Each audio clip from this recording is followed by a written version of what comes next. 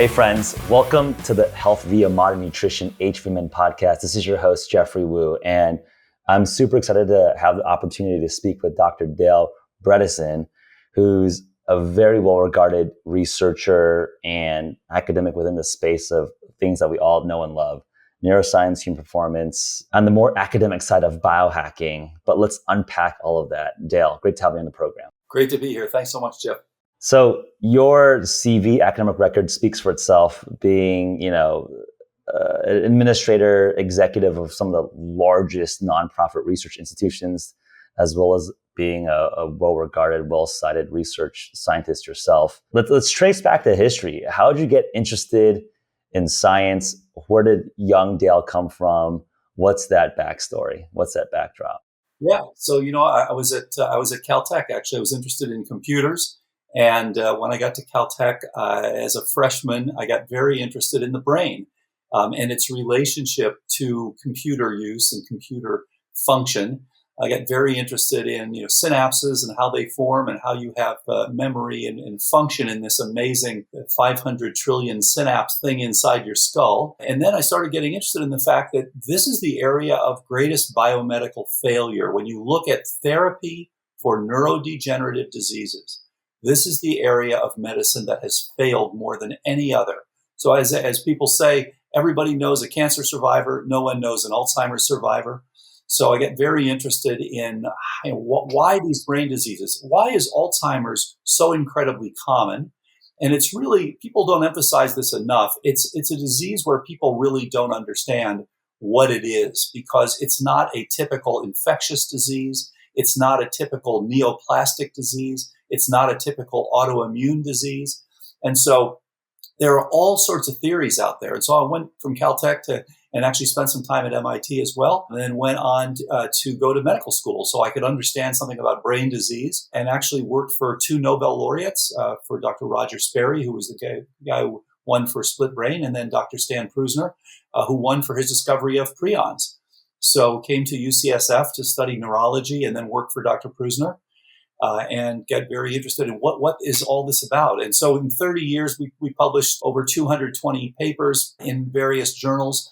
And the really interesting finding was, if you look at the fundamental nature of the neurodegenerative process, it's very different than what we're told. We're told it's because of misfolded proteins or reactive oxygen species or prions or tau or amyloid and on and on and on. Herpes simplex has come up, type 3 diabetes. Everyone's got their favorite thing. But if you step back and look at this, what happens is you have various neural subsystems within your brain. And there's a plasticity system that's related to Alzheimer's. There's a motor modulation system that's related to Parkinson's. There's a motor power system that's related to ALS. And you can go right down. There are various different subsystems. In each of these subsystems, there is a supply and a demand. And for all of these, you develop these neurodegenerative diseases, perhaps not too surprisingly, when the supply is exceeded by the demand repeatedly or chronically. And so the interesting thing is, these are network dysfunctions. And so you can literally go through and look at the various components of the network that are related to Alzheimer's. And we published a few years ago, we initially identified 36 components. There are a few more, but it's not thousands. There are a few dozen things that are absolutely critical for your best plasticity. And that's both on the side of losing it for Alzheimer's and the side of optimizing it for best brain function. And so the good news is we started measuring. So 2014, we actually published the first examples of reversal of cognitive decline in patients with Alzheimer's. I'm really excited right now because we just finished the first trial in history in which, instead of predetermining a treatment, which is what's typically done, you say, I'm going to use this drug or that drug or this instrumentation, whatever. In this case, we flip the script. And what we do is we look at all the different contributors to cognitive decline, and it has to do with various pathogens and various toxins and various neurotrophic activities and things like that. You can measure these, and then, in fact, what you can do is enhance the ones that are supportive, reduce the ones that are destructive, and we get people improving dramatically. Results that are unprecedented. So we're just getting this published. Very excited about that. Amazing. I think I mean, this speaks to me personally because I'm a computer science guy by background as well. My folks actually just moved right next to Caltech in Pasadena. So I walk through that campus every time I visit my folks. I study computer science at Stanford.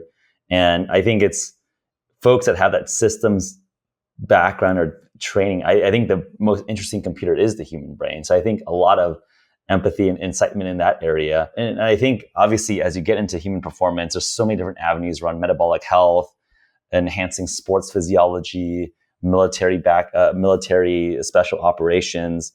But my story of getting into human performance is the brain. I think the brain is the most interesting lever of humanity, right? Like we're not very impressive in other aspects of physiology other than our brain. So my interest originally was, hey, how do we become a little bit more efficient? How do we optimize this single organ that seems to be the key differentiator between us and the other animals in the ecosystem?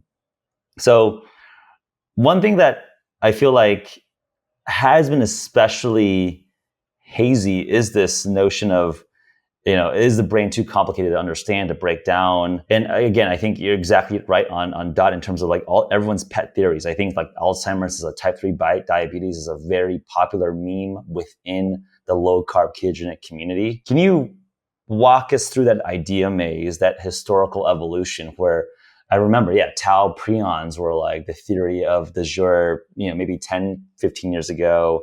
I would say Alzheimer's as type 3 diabetes is a relatively recent popular phenomenon. I imagine that we're getting really more directionally correct. So I think there is likely something about insulin resistance in neurons that impacts that cognitive health. But curious to hear from the expert. I mean, how do you walk through the idea maze? Where are these theories not fully describing what's happening in nature?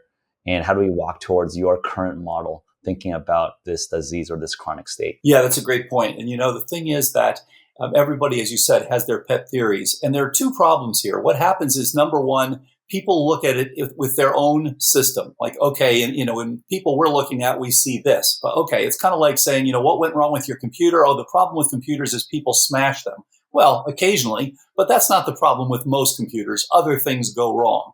And I recognize the brain and computers, they're not identical. There are lots of differences. Fair enough.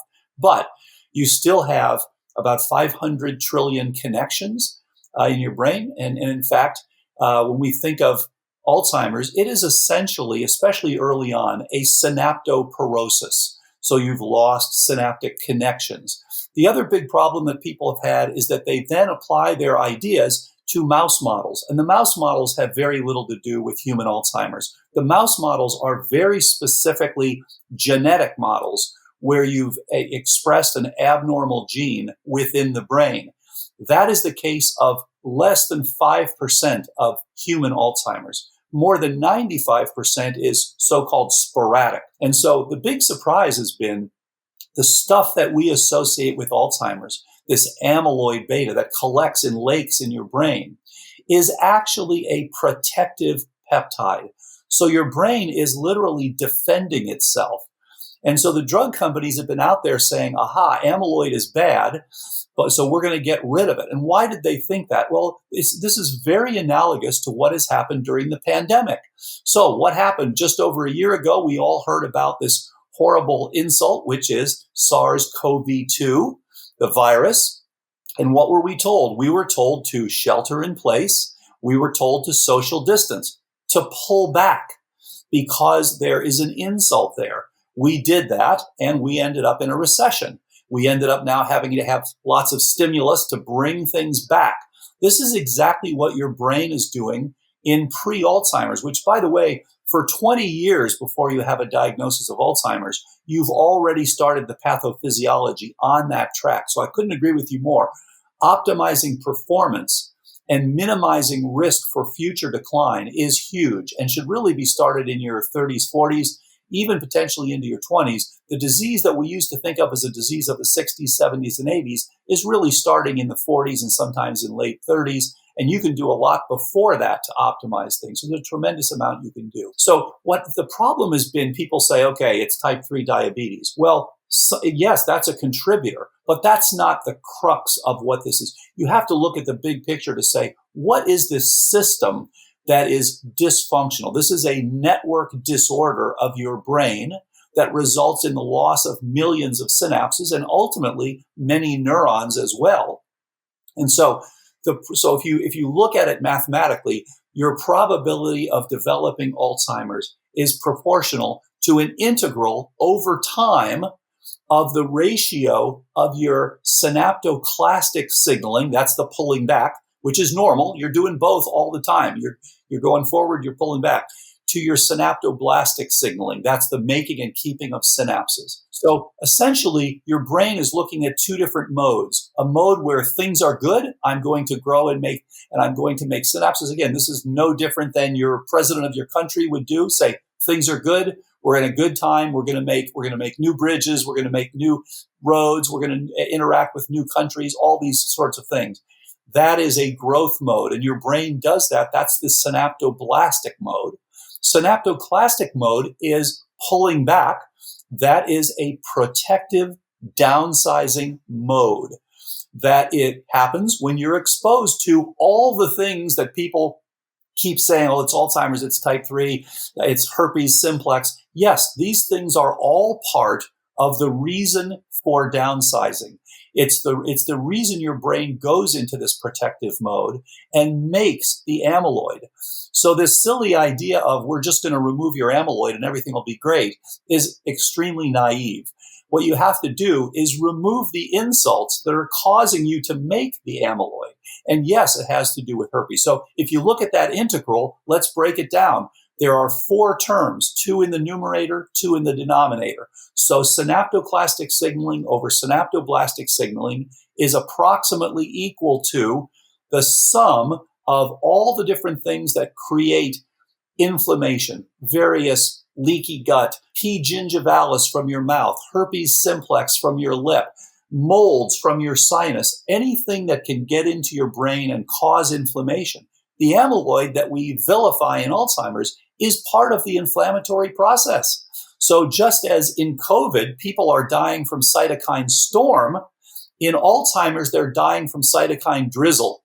You've got this many years associated mild, chronic, inflammatory, innate system activation process.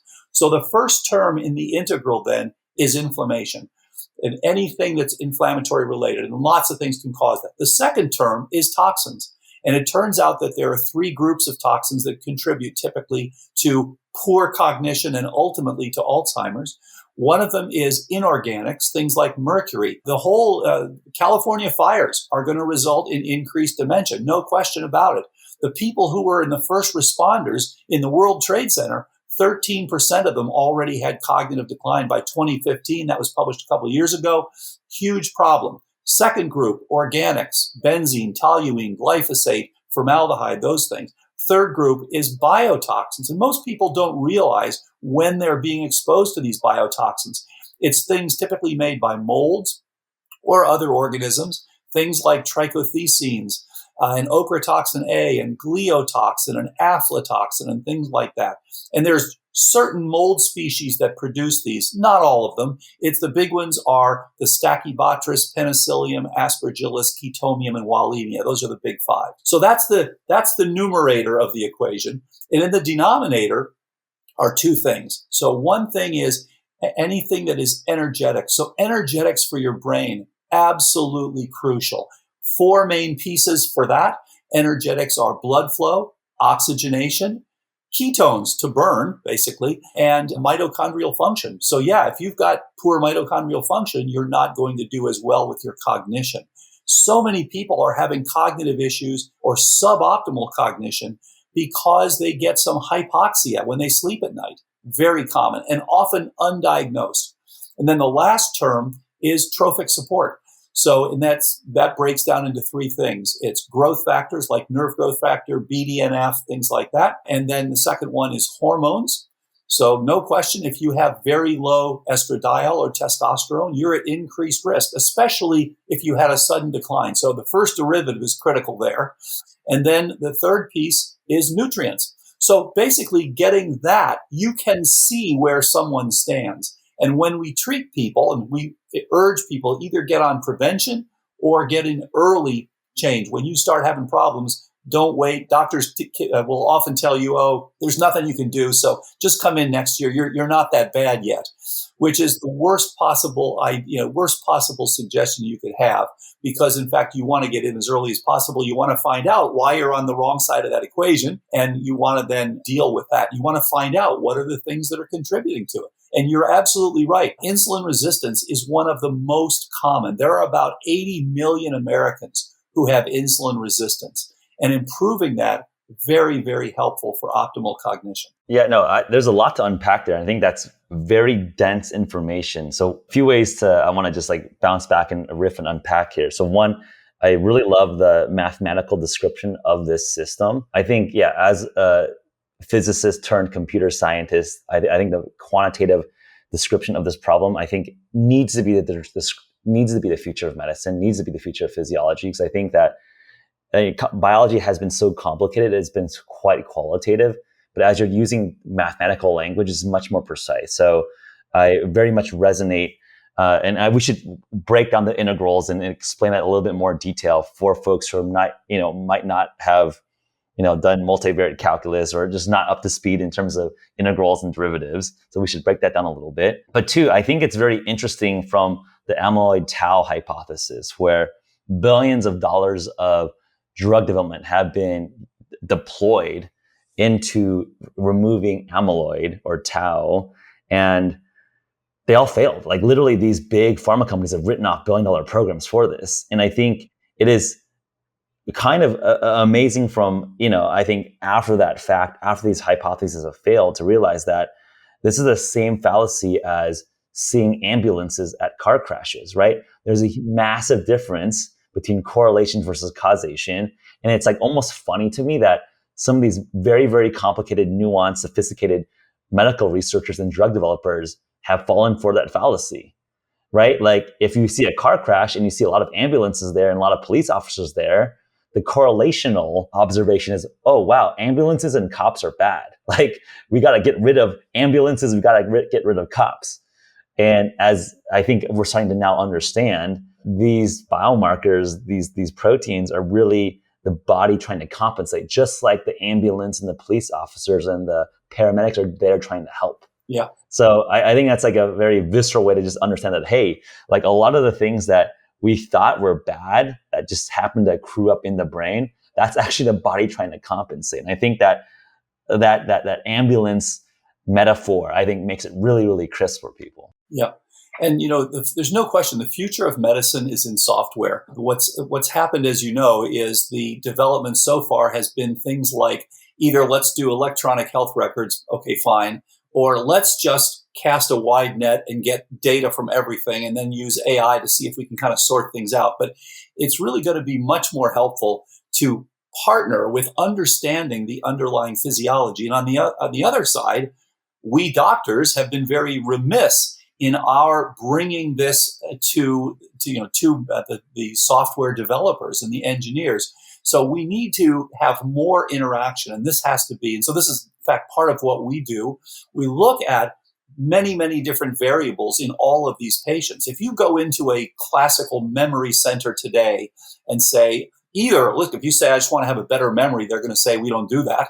If you say, I'm having problems with my memory, okay, then they'll look and say, okay, you have Alzheimer's, there's nothing we can do about it. They're going to get a very small data set. This is decades out of date. We need now, human beings are complicated organisms. As you mentioned earlier, the brain is very complicated. We're not the fastest runners or the biggest jumpers in the animal world, but we do have the brains that the other animals don't. So, in fact, you've got to look at many, many different variables. So, typically, people look at just a few. We're looking currently at still a tiny number. We do look at genomes. We look at about 150 different historical and biochemical variables, but this needs to be 150 million ultimately. There need to be many, many things. There need to be very simple and inexpensive ways, to look at the biochemistry that drives this neurodegenerative process. So clearly, this is the way things are going. But here's one thing that we have to be fair to the people that have been working on tau and amyloid. You're right; they've been barking up the wrong tree. But the trick and the problem that everybody ran into is, yes, they are the ambulances and the police, but they're also causing the downsizing. And that's where everybody got confused. They are mediators, both of the protection and the downsizing. So if you just add the tau or add the amyloid to the brain, you will see that the brain downsizes. You will see that there is a collapse. And so naturally people said, aha, let's stop that collapse. Well, the problem turned out to be they're doing it in response to these various insults. So they're really playing both sides. That's why I call it a protective downsizing network response. So what we need to do is to identify upstream all the drivers of this process. Then actually these approaches to reducing amyloid and reducing tau could potentially be quite important. But these, as you know, the trials that have been so far where they're just looking at let's remove amyloid or let's remove tau have not been successful. Interestingly, recently there was one that was published, got a lot of response, like this is a big success. So this came from Eli Lilly, and this was an antibody called donanemab, which removes amyloid. So it didn't help anybody get better. It didn't stabilize the disease. What it did was it slowed the decline by 1/3. So that's how bad things are when we're calling that a success. Of course, what we want is for people to actually improve. And in the trial I mentioned that we recently finished, 80% of the people actually improved. And they didn't just slow their decline. They didn't just stabilize their decline. They actually improved their score. So just dramatic improvements in a number of people. So we're very excited about that. And I think, this is the future. There's going to be a desire to remove that amyloid and remove the tau after you've removed what's driving the problem. 100%, right? Like it's essentially, instead of just solving for the leaves, you need to solve for the trunk. And if you solve the trunk, the leaves will resolve itself. So I think one thing that is worth unpacking here is diving a little bit about the mathematical description, especially how it relates to type 3 diabetes, because I think that is a very popular model within the low-carb ketogenic community. And I think it's directionally correct in the sense that, as you're saying, metabolic syndrome, insulin resistance is a disaster in Western population, especially in America. That seems to be an important part of the component. But I actually, this is the first time hearing that, the way you describe the model, it does not obviate that model. It's just like that is one critical component within the larger overall kind of framework, which I think actually resonates quite tightly with me, because I think just insulin resistance doesn't seem to fully capture the etiology of Alzheimer's, because I think Alzheimer's is very, very complicated. And it makes sense that as you're talking about inorganics, biotoxins, that seems to be a fuller description. So just as you have Newtonian physics, Einsteinian general relativity, quantum mechanics being broader descriptions of the same problem, in some sense, and just to clarify for the audience here, you're not obviating the key insight that there is a high degree of insulin resistance as a core, like potentially a major driver in a lot of these cases of Alzheimer's. But is it the one and only driver? I think that is an incomplete explanation. So I'd love for you to reconcile or at least integrate the observation or the popular meme or the popular description of type 3 Alzheimer or type 3 diabetes into, I think what you have is a more holistic explanation or model. Yeah, so let's start with the fact, this is maybe the most common contributor. So absolutely, it's an important one. But let's start with the fact that insulin resistance is neither sufficient nor required for Alzheimer's disease. So there are plenty of people who get it who don't have insulin resistance, and there are plenty of people who have insulin resistance that don't develop Alzheimer's. So that's the beginning. And then secondly, let's go back and look. So we talked about basically 4 terms. Inflammation is in the numerator, toxins are in the numerator, and then the denominator is energetics. No question, good energetics are inhibitory of the process. And then trophic support from hormones, from growth factors, and from nutrients. Okay, so if you now develop problems with either pre-diabetes or type 2 diabetes, what happens, very interesting, you actually have 2 different effects of this. And they're both critical in Alzheimer's disease, which is, again, one of the reasons this is such a common driver. So number one, as you increase your glucose, as you know, there's non-enzymatic glycation of hundreds and hundreds of proteins. And of course, you can measure this simply as hemoglobin A1C, but that's just one protein. There are hundreds of others that are still getting glycated. And that causes change in function. It causes change in structure. It causes ongoing inflammation. There are other inflammatory molecules, glyoxyls and things like that, that come about with high glucose. So you have increase in the inflammatory term of that equation. And then the second thing is you also have a decrease in the denominator, in the trophic term. So what happens is, as you know, your insulin binds to a receptor, insulin receptor, and signals through a molecule called IRS1. And this is the dominant signaling molecule downstream from insulin. Now, when you have high insulin for a period of time, what happens is you change the phosphorylation pattern of IRS1. And so literally you go from a period where you have IRS1 being mostly tyrosine phosphorylated, which is part of its activation, to switching over to serine and threonine phosphorylation, which is part of inhibiting it. So same thing. Let's imagine you have a little son who's, 6 years old, who's playing the drums incredibly loud all the time. This is just like your high insulin all the time.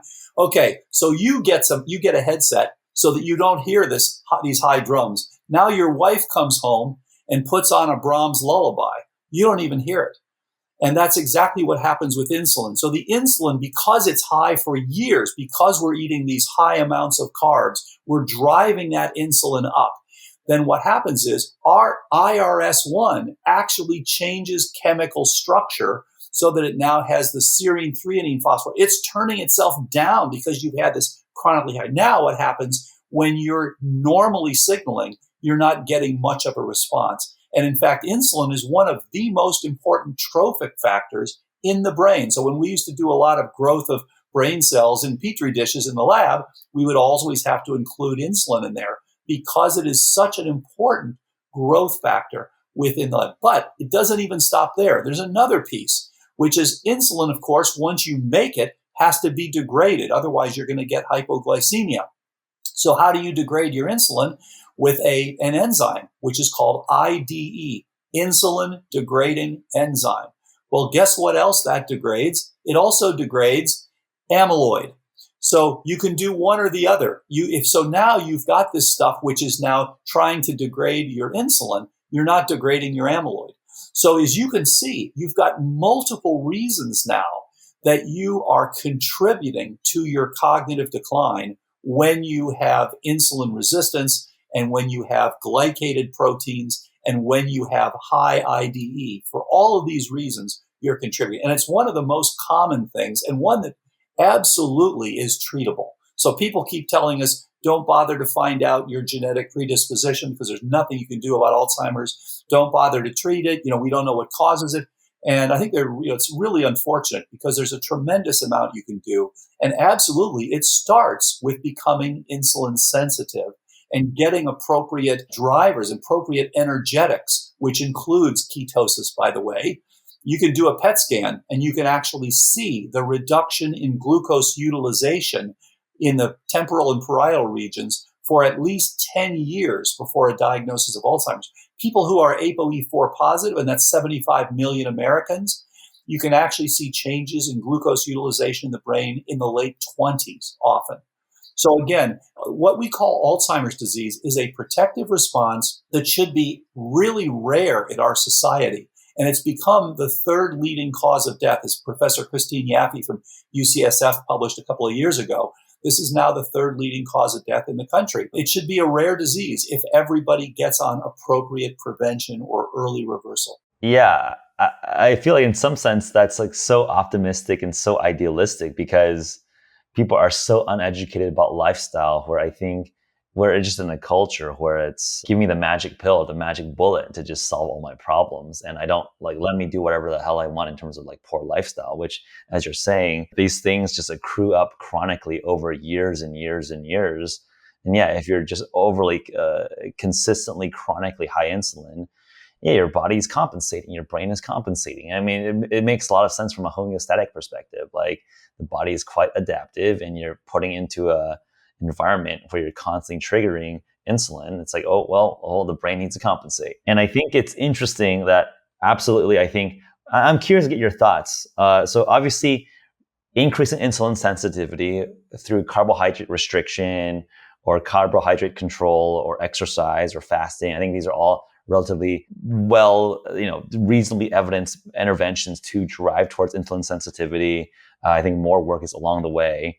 I've also seen pretty compelling data around exogenous ketones and exogenous lactate, which bypass the insulin pathway or pyruvate dehydrogenase, where we can rescue the glucose deficit in the brain scan. What is your sense of some of these alternate substrates to rescue the energy deficit? Promising, stabilizing part of the solution, or is still lifestyle just like the optimal way, resensitizing the insulin? Yeah, no, it's a huge part of the solution. And in fact, here's the thing. For all of us, there is a certain number of rate limiting steps that are critical. And so again, for people where that's not the rate limiting step, ketones aren't going to help that much. For people where that is the rate limiting step, which is relatively common, but that's going to be very helpful. So you can go back to those 4 terms we talked about in the denominator, energetics. And that's typically 4 big things: blood flow and oxygenation and ketones to burn, and then your mitochondrial function. If you don't have the mitochondria to burn the ketones, it's not going to help you. So you have to have those 4 things. And you're absolutely right. What happens is we need to be metabolically flexible, able to burn glucose, able to burn ketones. Unfortunately, for so many of us, we're able to burn glucose, and we've had glucose for years. We haven't had the ketones. And so Dr. Stephen Kinane has done some really nice work showing you can bridge that energy gap in the brain by adding ketones. And we typically recommend people get between 1.0 and 4.0 millimolar beta hydroxybutyrate into their brains, which you can do. Endogenous ketosis has its own advantages, but to start with, exogenous ketosis is excellent, great way to start. And so, when we see patients who are having cognitive decline, that is an emergency. They're telling us we are on the wrong side of that equation. And for many of them, it is at least partly because of their energetic mismatch. So therefore, getting them going on some exogenous ketones to begin with, very helpful. Now, you can also check with breathalyzer. But again, you want to be able to check these various parameters to know which ones are affecting you and which ones are not. And as you know, there are so many wearables and simple things you can do that weren't available even 5 or 10 years ago. So you can now check your nocturnal hypoxia. You can do it with an Apple Watch. It's simple. You can check your ketone levels. You can do it with a breathalyzer called BioSense. You want to, in that case, get yourself above 10 ACEs. If you're going to use a blood check and just prick your finger, fine. You can do like with a Precision Extra or a Keto Mojo, and you can get all these things over the counter very simply. You want to get between 1 and 4 millimolar. You can check your heart rate variability, as you know. You can check your blood pressure, which is easy to do. You can check your sleep stages and how much REM and non-REM sleep. You can use things like an Oura ring. You can check your temperature and actually the stories of getting people very early with COVID, picking it up on their wearables before they ever had any idea that they had this. These things are so helpful, and they're helpful for us to gather data to allow us then to use AI to figure out, okay, what are the critical things? Because, think about it. There's a medical revolution that's happening. And unfortunately, it's largely a silent revolution. In the 20th century, medicine was about what it is. What is the diagnosis? Alzheimer's, Parkinson's, whatever. And now you're going to treat that with a prescription. And as you indicated, that doesn't work. It's a way to get at simple illnesses like pneumococcal pneumonia, but not complex chronic illnesses. This is the era of algorithmic medicine now. And this is why I say software is the future of medicine. Because now what you need to do, it's the era of why. So we don't want to just say you have Alzheimer's. That's like saying you died of fever. In the 1600s, people died of fever all the time. And then we realized, wait a minute, the fever is due to this organism or that organism. Now people are dying of Alzheimer's. The term Alzheimer's should never be followed by a period. Alzheimer's due to what? And we discovered and published 6 different subtypes of Alzheimer's. So there is an inflammatory subtype and a glycotoxic subtype, which is the one with the insulin resistance. And there is an atrophic subtype, a toxic subtype, a vascular subtype, and a traumatic subtype. These things all fold into that equation we talked about earlier. And so you need to look at those things. And as I said, the wearables and the ability, you can now look at your genome, and now you can look at all these different wonderful things and your ketones and your heart rate, so your stress levels and all of these things that can help you to optimize these things, reduce your risk, and improve your own cognition. Amazing. I mean, I like what you're saying just inspires me, because I think, again, I don't have a traditional research or medical background, but it makes so much obvious sense to me as a technologist, where having real-time data streams on all of your biomarkers can only help. And as you can actually apply big data algorithms to these problems, we'll just get more and more precise recommendations and more personalization. And I think this transition from population-based medicine, which is like, okay, we're going to do randomized controlled trials on 1,000 humans that might not necessarily be related to, my genetic profile, my personal basis, and then kind of just having that population public health policy perspective that is directionally correct, but is not like actually bespoke to a Dale or a Geoff or a Jasmine or a Paul, right? And I think that has to be the future. I want to dive into a couple specifics here. So, our research lead, Dr. Lat Mansour, and I published a review paper in Frontiers in Physiology looking at the recovery aspect of some sort of ketone threshold for seeing some of the mTOR activation in sports recovery. And we hypothesized somewhere between 1 to 3 millimole beta hydroxybutyrate as that threshold. I'm curious, you threw out a region between 1 to 4 millimole in terms of the target level of blood beta hydroxybutyrate that might be potentially efficacious for at least stabilizing mild cognitive impairment or Alzheimer's. Do you have a more tighter bound, or is that more bespoke towards individual patients? Obviously, that 1 to 4 range is pretty wide, where like for 1.0, that's pretty doable through a ketogenic diet. Obviously, getting to 4 is pretty tough. Again, I know like a lot of our audience and listeners have done like multi-day fasts, right? Like 4 millimole ketones is like 5 days of fasting. Pretty tough to get on a ketogenic diet, even if you're close to zero carbohydrate. Do you have some sense in your whether it's data, unpublished data, clinical practice, that you can tighten that down a little bit? Yeah, so that's a great point. So again, it's interesting to me that the old-fashioned medicine, you look at one variable at a time, but that's just not the way the brain works. It's this whole network. So you have to look at a whole set of things. And that's where AI is going to be so incredibly helpful to look at, because there's, way back in 2011, we proposed the first comprehensive trial for people with cognitive decline. And we were turned down by the IRBs, the review boards, because they said, no, you must not understand how to do trials because you can only change one variable. And we said, well, you guys must not understand Alzheimer's because it's not a one variable disease. You got to look at all the different things together. So here's the thing. When you look at each of these recommendations that we have, it's based on we've had over 5,000 people go on a protocol now. We've trained over 2,000 physicians from 10 different countries and all over the US. And so we start looking at, who's doing the best on this protocol. And the people who are doing the best are typically getting over 1.0 over 1.0 millimolar beta hydroxybutyrate. And yes, in some cases, they're doing this exogenously. In some cases, they're doing it endogenously. Again, the endogenous gives you some advantages, an anti-inflammatory state, for example. But Dr. Stephen Kinane is the one who showed that, in fact, as you go up in your ketone levels, you can cure that deficit, that energetic deficit. You can actually get enough ketone burning to improve that deficit. So we started there, and then we looked at where, okay, he's suggesting that same sort of range. We're looking at who's actually done best. Now, there's no reason. You don't have to get to 4. We're just saying, please get to 1. The people who are down at 0.3, 0.4, overall, they're not doing as well with their reversals of cognitive decline. And we've had a lot of people say, oh, what are you talking about? You can't reverse cognitive decline.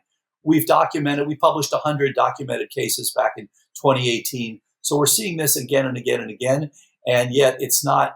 The general the general medical group has said, we don't believe this yet. Well, okay, we're publishing data. And this trial that we just finished will confirm and extend that previous published data. So you want to get in that now. You start getting, as you start getting too high. There can be problems there as well. And on the other hand, you don't want to get so low that you're not getting into that mild ketosis. So, we use, we call this mildly ketotic. And for the dietary part of the overall protocol, this is a plant-rich, high-fiber, mildly ketogenic diet. Yeah, you can have meat and fish if you want to, or you don't have to have meat and fish. It's totally up to you. If you're going to do meat and fish, you want to use the right kinds, right? You want to make sure that it's a grass-fed beef or a pastured chicken or wild-caught fish. You want the low mercury fish. You don't want to be eating a lot of tuna because mercury is one of the contributors to cognitive decline. So you want to get those. So yeah, that's where we end up with 1 to 4. And again, could you do it at 0.99? Yeah, probably. Am I worried if someone goes to 4.1? Not particularly, but that's the optimal range. And when you're down at 0.3, 0.4, you're not going to get as good results. Yep. Yeah, I agree in terms of just from an athletic perspective where I spend most of my time. I mean, that's just like such a small amount of the actual substrate being burnt, and it's like such a nominal amount of ketones. It's just like feather dusting at that point. There's two things I want to expand out here. So one is talking about the traumatic side of house. Yeah, I've been spending a lot of time thinking about traumatic brain injury and concussion, and curious to get your thoughts on potentially the relationship between acute traumatic brain injury concussion with Alzheimer's. Because as I've been researching and looking at the scholarship between the metabolism, the physiology of the metabolic cascade between Alzheimer's and traumatic brain injury, and it has so much analogous pathways, right?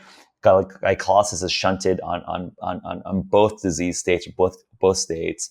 There's an activation of the pentose phosphate pathway. Ketones and oral lactate seem beneficial for both conditions. You mentioned that as one of the 6 contributors that you'd identified. Curious to hear a little bit more about how you reconcile the TBI concussion with Alzheimer's. I think in some sense, and maybe this is too much of a stretch of the term, I think there might be like a model relationship between TBI and Alzheimer's in the sense of potentially looking at overlapping therapeutics, because there seems to be similar metabolic responses in the brain. Absolutely. So let's go back to the fact that the fundamental nature of Alzheimer's disease, the thing we call Alzheimer's, is an insufficiency of the support of a network that underlies neuroplasticity. So there are all these different things. We talked about insulin resistance earlier and things like that. Inflammation is critical. Now, you can get there with this insufficiency in many ways, and one of them is trauma. So now when you're actually creating this trauma, and it's important to remember, you can get there with mild repeated trauma. And this is something that comes up again and again and again. Now, there is what's called CTE, chronic traumatic encephalopathy, where you have tau without the amyloid. And what that looks like is basically you've cleared up the amyloid over time. These people are, you get the trauma relatively young, things like football players, you clean up the amyloid over time. Because remember, the difference there is with insulin resistance, there's an ongoing insult. With trauma, there are specific insults, episodic insults, but it's not ongoing after the trauma is over. So now you're trying to repair that trauma, and absolutely you end up with a tauopathy and often with amyloid, although the amyloid can be cleared over time. And so you now can address this by supporting this and by supporting it with things. You mentioned the ketone effect. As you know, there are also big effects of high omega-3s as an example. And so there are nice protocols. And we believe that anyone who's played traumatic sports or had head injuries in automobiles and things like that should all be on prevention. And by the way, so should anybody who's had COVID-19, because there are very clear long-term cognitive effects. And even, as you probably saw recently, Parkinson's in some patients who've had COVID-19. So anyone who's had those sorts of insults should be on prevention as early as possible. And this is where, yes, this contributes. In many ways, this, what we call type 5, which is the traumatic, has some similarities with type 2, which is the atrophic, because you're not getting the supply. In one case, it's because you don't have enough of the trophic support. In another case, it's because you don't actually have the anatomical connections. So yeah, there's a tremendous amount that can be done. As you indicated, there are some similarities in terms of the biochemical alterations. So I think, again, that TBI plays a role in increasing likelihood for cognitive decline that we associate both with Alzheimer's and CTE, which again, are close cousins. CTE is essentially Alzheimer's, where you cleaned up the amyloid and now you have a chronic tauopathy that doesn't any longer have the amyloid. But it's the same general idea. It's a degenerative process in response to an insult which altered this beautiful synaptic network. Yeah, 100%. I mean, I think I just have a lot of friends who are professional boxers or MMA fighters or just folks in military. And it's just like, these guys are just getting concussions and TBIs daily, basically. And just like, in some sense, I am worried for them because I don't want them to, in 10, 20 years, be a vegetable essentially. And I mean, I don't mean it in the most I don't mean it in like a insulting way, but like, that's literally the end state of Alzheimer's. That's also like, I respect their craft, right? Like this is how they are making a living and it's that passion and craft. So how do we enable one to pursue their career path and choice, but extend their longevity without, finding everyone's kind of sweet spot in terms of risk and reward, right? Like I think that is an interesting, just personal choice, right? Like, am I going to be the person saying, "Hey, we should ban these types of sports"? Like, I don't think I don't think that's my position to say. But if I have friends who are pursuing these careers and passions, it's like, how do we help them extend their longevity here? Yeah, well, so here again, here's the good news. I think going forward, the good news about chronic complex problems like CTE and Alzheimer's and things like that is that you can see them coming. Unlike things like pneumococcal pneumonia, which happens so quickly, they're acute illnesses. You can treat them acutely. You can use a monotherapy. They get better, or you're going to die. With Alzheimer's and these other chronic illnesses, they're complex, chronic, so that the good news, if you are measuring function, you can begin to see when it falls off. So we believe that, for example, there should be dementia insurance. Everyone can check once a year, see where you stand. As you begin to have a change in function, you can jump in and improve. So the people who are doing these sorts of sports, you want to do it, fine, go ahead.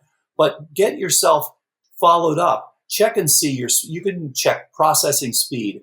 There's all sorts of simple electrophysiology you can do. Check your theta beta ratio. Check your dominant alpha rhythm. Check your P300A and P300B. These are all relatively simple things to do.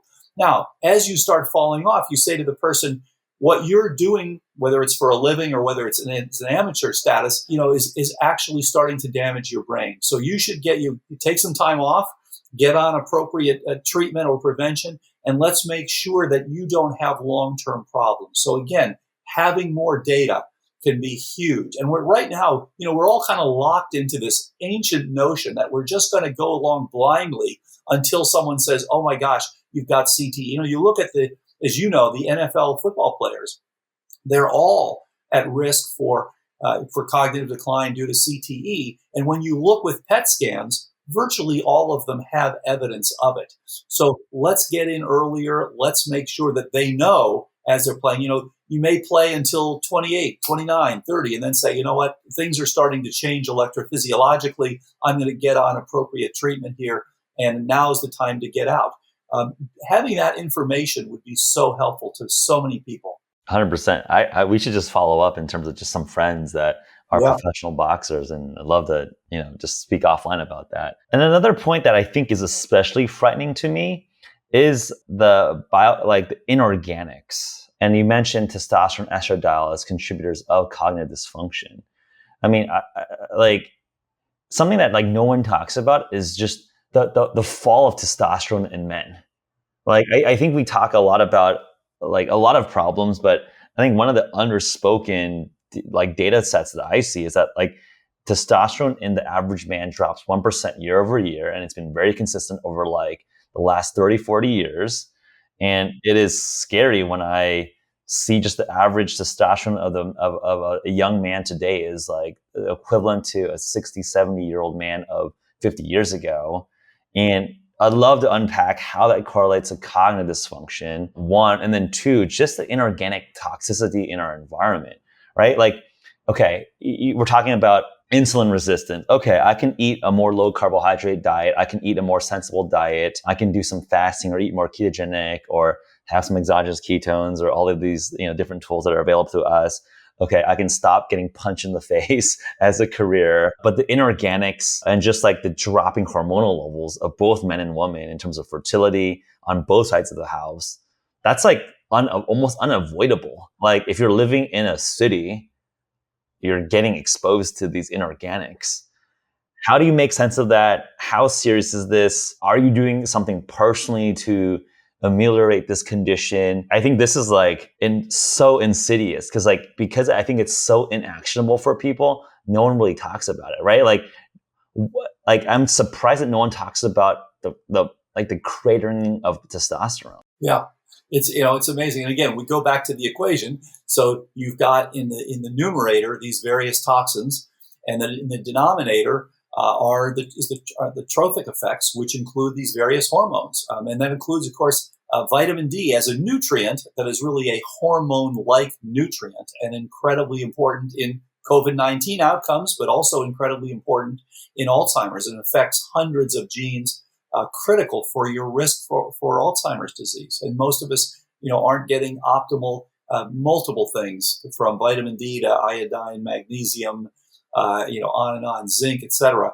So these are all critical players. You're absolutely right. And one of the things that really surprised me when we first started looking at the different subtypes, this was back in 2014, we started looking at people, the groups that had more inflammatory and more atrophic. Well, there was a group that was not responding to initial treatments, to optimizing their hormone levels and their trophic levels and reducing their inflammation and all this. And we wondered, what the heck is going on here? And they actually often look quite different as well. They present with a different type of Alzheimer's disease, often less on the amnestic side and more executive dysfunction, problems with calculating, problems with facial recognition, things like that. And very early, we see people very commonly presenting in their late 40s, early 50s with full-on Alzheimer's disease. And so these people, we started to look at what the heck is this? Why are we seeing this whole group of people? And what we found when we started talking to the spouses and we started to look into their backgrounds and their histories is that these were people who had exposure to these various toxins. And yes, as I mentioned, inorganics, things like mercury and the air pollution, the California fires, huge issue, the World Trade Center, all these sorts of inorganic exposures. But then organics, benzene, toluene, you mentioned, endocrine disruptors, things that are reducing your thyroid and your testosterone, and your estradiol, progesterone, pregnenolone, DHEA, all these things that are all critical for your brain function.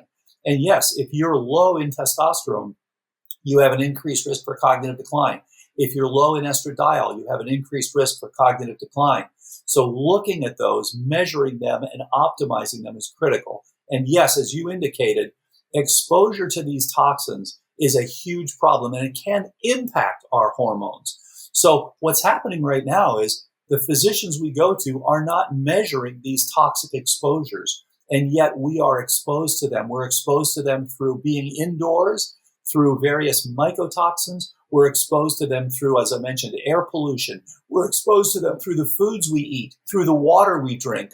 And so there is tremendous amount you can do, starting with just detoxing, starting with getting, clean water, starting with sweating, and then, getting rid of the sweat with a non-toxic soap like a Castile soap, that sort of thing. Measuring your glutathione levels, easy to do. Making sure that you've got appropriate prebiotics, probiotics. This is one of the reasons that we like high fiber diets, because the fiber actually helps you to remove toxins through your gut. So you're removing these things through your sweat. You're removing it through your defecation, through your urination, all of these things, through your breath. All of these things. And in fact, most of us are on the wrong side of that balance. We're accumulating them more than we are removing them. And by the way, the neurological disease that is on the upswing more than any other. As much increased as Alzheimer's is, which it is, Parkinson's is actually worse in terms of being on the upswing. There are about 1 million Americans with Parkinson's and about 1 million Americans with Lewy body disease, which is a related condition. And this is the one that's dramatically increasing. And why? Because of the exposure to various toxins. Toxins that damage your mitochondria put you at increased risk for Parkinson's, whereas toxins that have an impact on this neuroplasticity system put you at an increased risk for cognitive decline of Alzheimer's.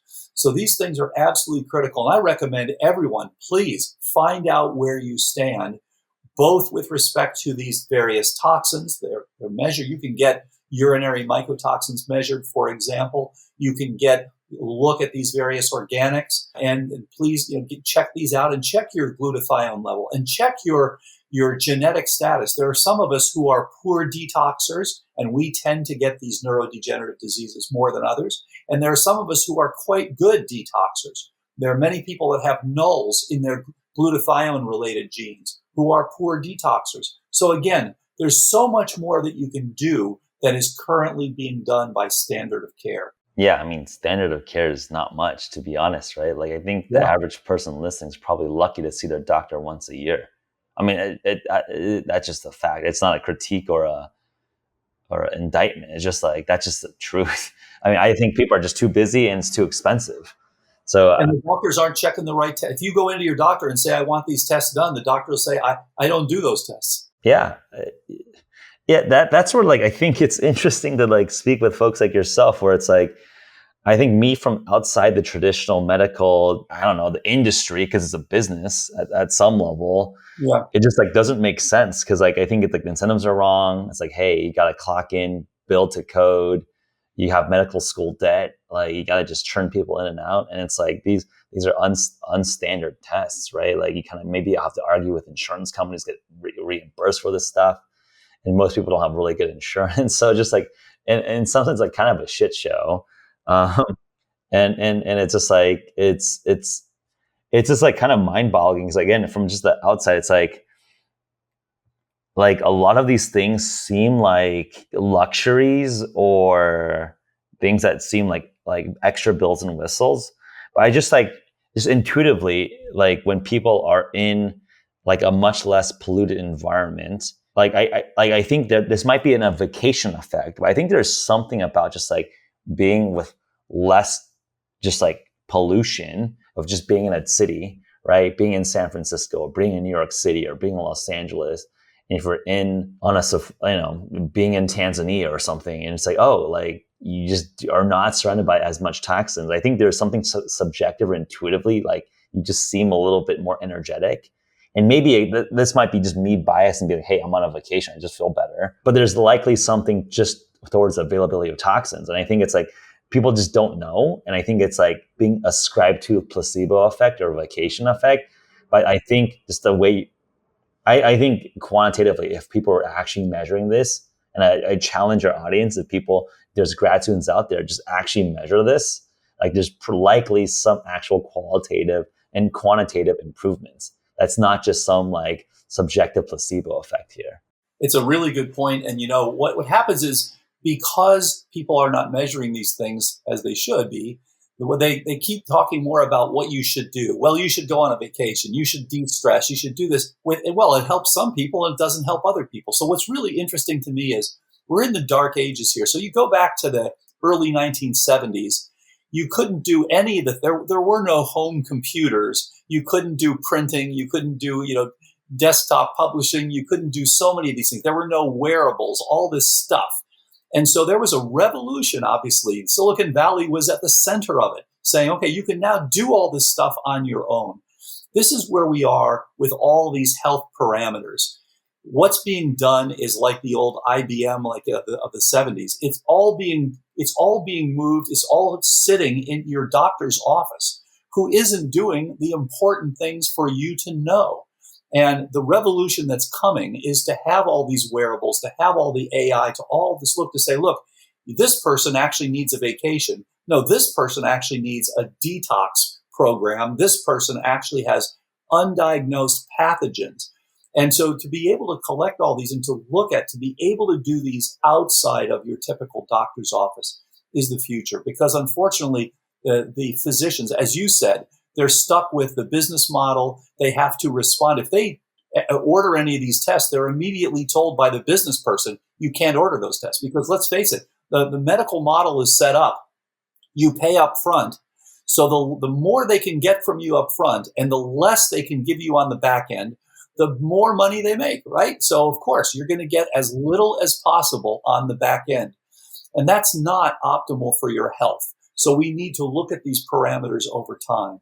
And this is going to be a fundamental change with all of these complex chronic illnesses. And my argument is that, and I put this in the book I published last year, the future, these diseases will be seen as 20th century diseases. We're going to, by the end of this century, these complex chronic illnesses like Alzheimer's and Parkinson's are going to be very rare illnesses, lupus, all these things, because it will become much more clear what's driving them, and you'll be able to prevent or reverse them early on very easily. Yeah.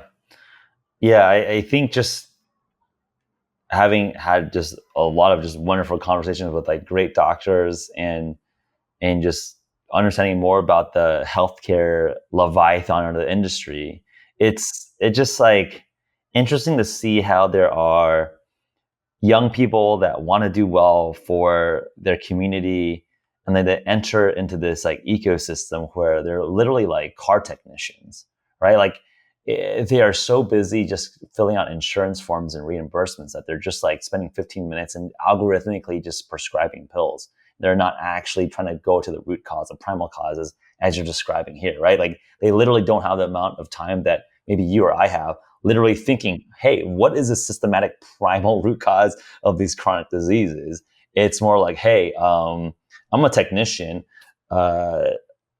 diabetes, metformin, this thing, rapamycin, this thing, like, prescribe some Alzheimer's drug, right? And it's just like, I don't want to critique people because I think they came into this industry to do good, but they're so surface level. They don't understand actually the physiology to the level that like, it's like silly to me because like I don't have any professional training in this area, and yet I think I understand the biology better than these people, and it's like this is weird, Yeah. No, and what they're doing is they're serving as quickly as possible medicine. So they're cooking the medical hamburger as quickly as they can and moving it down and just serving you this stuff, which is crap. Yeah. And unfortunately, as you said, these people went into medicine because they want to help. They went into medicine because they love being healers, because they want to do the right thing, but they're limited by the system. And the system does not allow them to do tests that are important. The system does not allow them to do the appropriate preventive care. The system does not allow them to use the appropriate algorithms and the appropriate software to get best outcomes. It is a business, unfortunately. And so this is what really needs to happen. My argument is that we are in the middle of the bloodiest revolution in history, because it's a bloody revolution because we're changing from a system where people are dying. I mean, people are dying left and right of Alzheimer's. You look at what's going on in this country right now. There is about a 15% chance for each of us who living today that we will die of Alzheimer's if we don't have better prevention and reversal. And it should be a rare disease. So what that means is about 45 million of the currently living, that's almost 100 times as many who've died of COVID-19. So this is how big the Alzheimer's pandemic is. And that's just one illness. So this is a huge, huge problem. And in fact, as I mentioned, the most common genetic risk, which is ApoE4, everybody should know their ApoE status. Easy to find out. You can do 23andMe or have your doctor check it. It's easy to do. And again, you don't need the doctor to check it. And if you have 0 copies of ApoE4, you have about a 9% lifetime risk of Alzheimer's. Single copy, about 30% risk. 2 copies, well over 50%. So everybody should know this and get on appropriate prevention. So this is a huge issue. And unfortunately, the doctors are just letting people die of Alzheimer's left and right, who never had to die of this illness. Yeah. So yeah, we are in the middle of a truly bloody revolution. Yeah, and and I can attest to that. I mean, it's very simple. I have my 23andMe. I don't have any copies of ApoE4. Very, very lucky.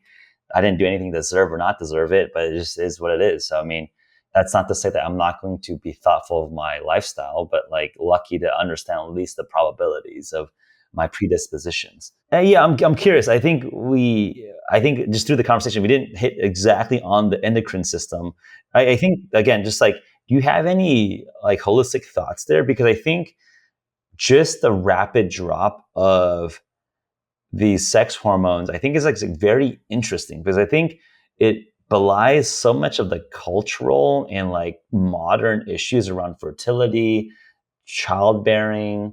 I think it's something that, again, is like underspoken about, and I think it is due to environmental toxins and inorganics, and it sounds like it leads to things like Alzheimer's.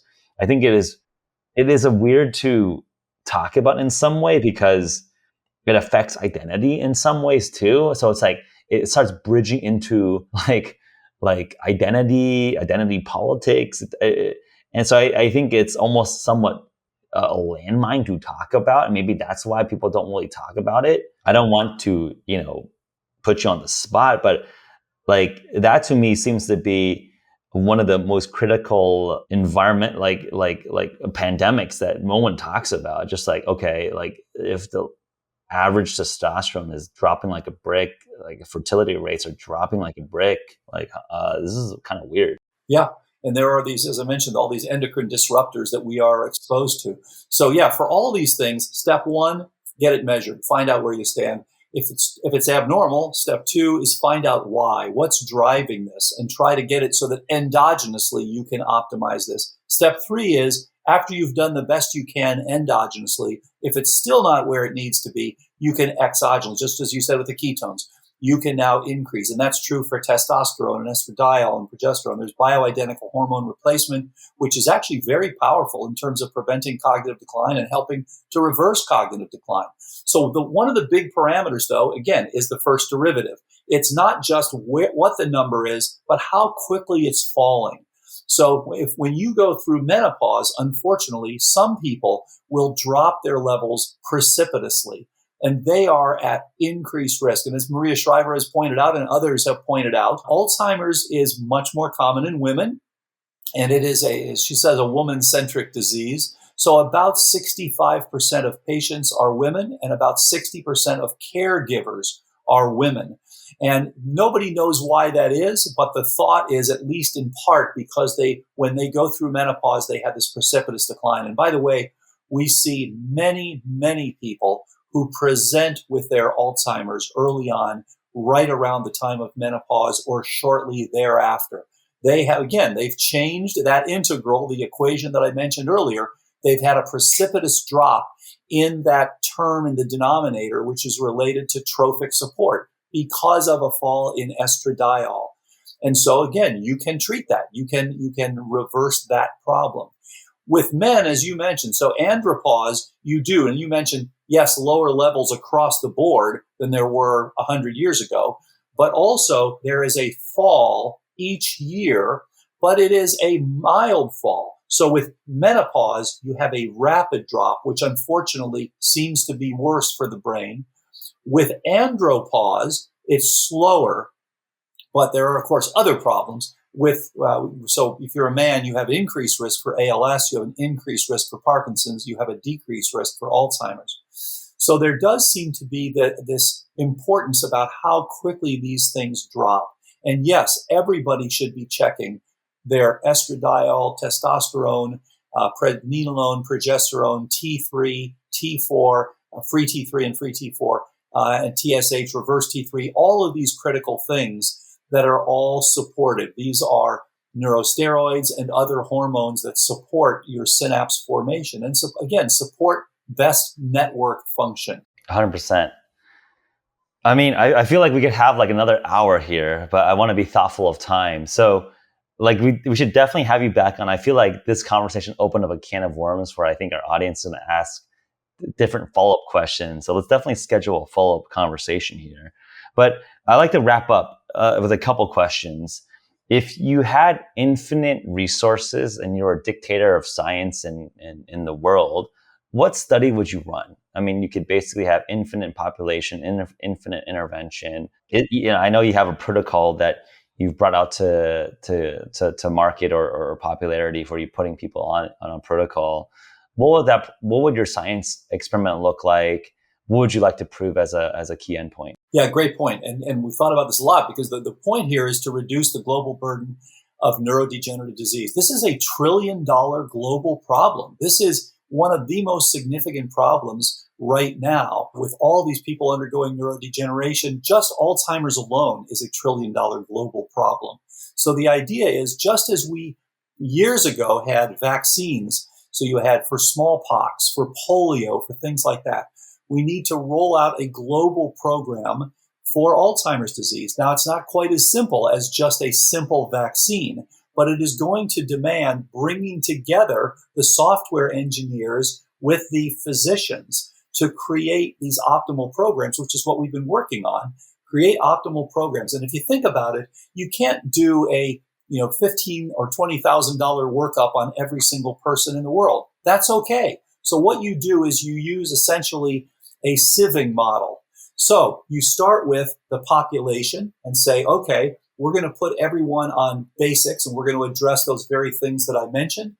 You can get people on appropriate, ketogenic, mildly ketogenic diets, some exercise, some basic things, brain training. These are things you can do very cheaply, very efficiently. Now, a certain number of people will respond to that. Some people will now begin to have symptoms. Okay, again, it's very cheap to check these over time online. Those people who break through that, we go to the next level. Now they have more extensive testing, and now they actually will get on a more extensive program. Most people will respond. And by the way, when we see people with SCI, which is the earliest stage, subjective cognitive impairment, virtually 100% of those people get better. When we see people at the next stage, mild cognitive impairment, most of those people, but not all, get better. And we see them at a next stage, which is full-on Alzheimer's disease, which is really like saying late-stage metastatic cancer. What we call Alzheimer's is really an end-stage process. There's a lot of opportunity to intervene much earlier. So the point is you work your way through here, and as people break through, there will be a smaller and smaller group that breaks through. They need more extensive testing, more extensive treatment. And the last group will be inpatients. So you're actually going to say, you've broken through multiple things. We're actually going to put you in the hospital for a month. We're going to do all the testing and find out something is wrong with your genetics and your biochemistry, your toxin exposure. You may have ongoing pathogens, which is one of the common things we find. People have Borrelia, or they have specific things from their poor dentition, their oral microbiome changes, their sinus microbiome changes. These same organisms, by the way, are found by the pathologists in the brains of patients with Alzheimer's. So what I would like to do is have this sieving model where we can get a very efficient reduction in the global burden of neurodegeneration. Amazing. Would love to see this through.